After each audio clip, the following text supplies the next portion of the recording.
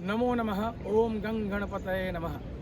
अब यहाँ पे गणेश उत्सव में बहुत सारे लोग प्रश्न पूछते हैं कि भगवान गणेश जी की पूजा कैसे करते हैं, उनको क्या कौन सी चीज़ चढ़ाई जाती है और भगवान की पूजा करने से कौन से द्रव्य से क्या लाभ होता है, ये मैं आपको बताऊंगा। पहली चीज़ है, भगवान की पूजा करने में आप भगवान की पूजा भगवान के नाम मंत्र से भी कर सकते हैं। ओम गंग गणपतये नमः, ओम श्री गणेशाय नमः, या तो वक्रतुंड महाकाय वाला श्लोक है। कोई भी श्लोक से, कोई भी नाम मंत्र से आप भगवान की पूजा आप कर सकते हैं वहाँ पे। दूसरी एक चीज़ है कि जब हम बात करते हैं भगवान की पार्थिव पूजा, पार्थिव माने मिट्टी की मूर्ति की पूजा की जाती है, ये बहुत महत्वपूर्ण है। और नाम मंत्र से या अलग अलग द्रव्यों से पूजा कर सकते हैं। नारद पुराण के अंदर संकट नाशन गणेश स्तोत्र है, प्रणम्य शिरसा देवम गौरीपुत्रम विनायकम, ये सब आप लोगों ने सुना होगा।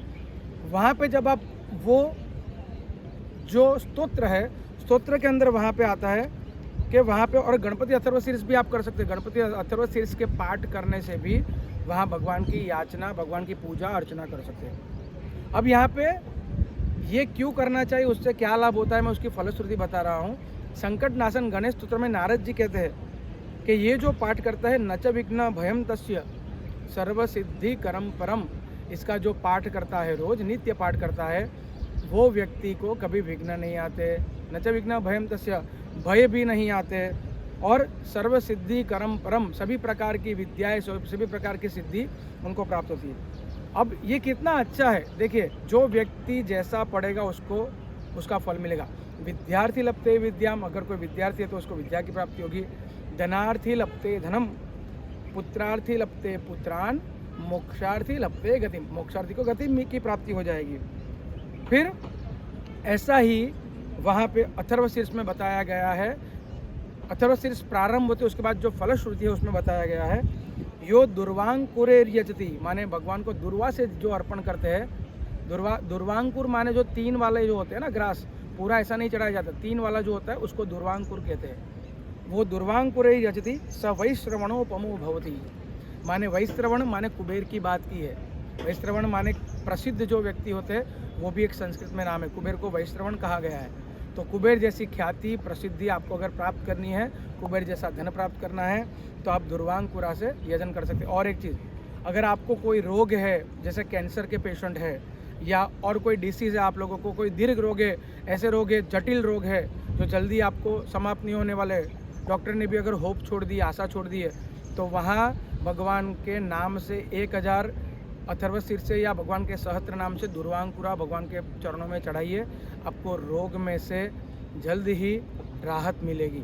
मुक्ति तो नहीं मिलेगी उतनी जल्दी, पर राहत जरूर मिलेगी। यो लाजेर यजति स यशोवान भवति, लाजा माने धान आता है, और वो जो आप जो जौ और दूसरा धान आता है ना, जौ की होती है, और जो धान आता है उसकी, जेने गुजराती में આપણે ડાંગર કહીએ છીએ, तो डांगरनी धाणी, उससे अगर आप यजन करते हैं, यशोवान भवति, यश की प्राप्ति होती है। यो मोदक सहस्त्रेण यजति, अगर कोई मोदक, सहस्त्र मोदक से, अब यहाँ सहस्त्र मोदक भोग भी लगाए जाते हैं, सहस्त्र मोदक का यज्ञ भी किया जाता है, गणेश याग करना चाहिए ऐसा भी लिखा है। तो वहाँ याग में भी अगर आप अर्पण करते हैं तो उससे भी वहाँ, माने यो मोदक सहस्त्रेण यजति स वांछित फलम आपनोति, माने वांछित फल, आपकी जो इच्छा है, मनोकामना है, वैसा फल आपको प्राप्त होगा। फिर कहते हैं कि अगर कोई व्यक्ति इसका पाठ करता है अगर, तो उसको इसको सिद्ध करना चाहिए। कैसे सिद्ध कर सकते हैं? सूर्य ग्रहे महानद्याम, ग्रहण हो, सूर्य ग्रहण हो तब किया जाता है। महानद्याम, कोई तीर्थ है, वहाँ पे बैठ के इसके 1000 पाठ करें। प्रतिमा सन्निधो, भगवान गणेश जी की प्रतिमा के साथ, ये 10 दिन बहुत अच्छे हैं। ये 10 दिन में आप संकटनाशन स्तोत्र है या गणपति अथर्व शीर्ष से उसको सिद्ध कर लीजिए, वो आपके लिए बहुत उपयोगी होगा। तो वाह जप्तवा सिद्ध मंत्रो भवति, माने ऐसी जगह पे कहीं पे भी आप भगवान के पाठ करोगे तो वो सिद्ध हो जाएगी। और एक चीज़ है, बहुत सारी जगह लोगों को मोदक को लेके प्रश्न है, तो मोदक के बारे में बता दूं। मोदक जो है वो जो बनता है महाराष्ट्र में बनता है। सबसे पहले ये महाराष्ट्र में ही प्रथा प्रारंभ हुई थी, और मोदक भगवान को बहुत प्रिय है। ये ऋग्वेद का है अथर्व शीर्ष, उसमें मोदक सहस्त्रेण यजति, माने मोदक का उल्लेख अगर वेद में है, इसलिए भगवान को मोदक बहुत प्रिय है। परंतु अगर आप महाराष्ट्रियन लोग जो मोदक बनाते हैं उसमें सब चीज़ें जो भगवान को प्रिय है उसको मिक्स करके बनाते हैं, परंतु गुजरात में लोग लड्डू का भोग लगाते हैं। पर बहुत लोग ऐसा बोलते हैं कि मोदक नहीं लगाते तो पूजा अधूरी है, ऐसा है, ऐसा कुछ नहीं होता। भगवान को मीठा बहुत प्यारा है, बहुत अच्छा लगता है, जो हम स्वीट बोलते हैं इंग्लिश में।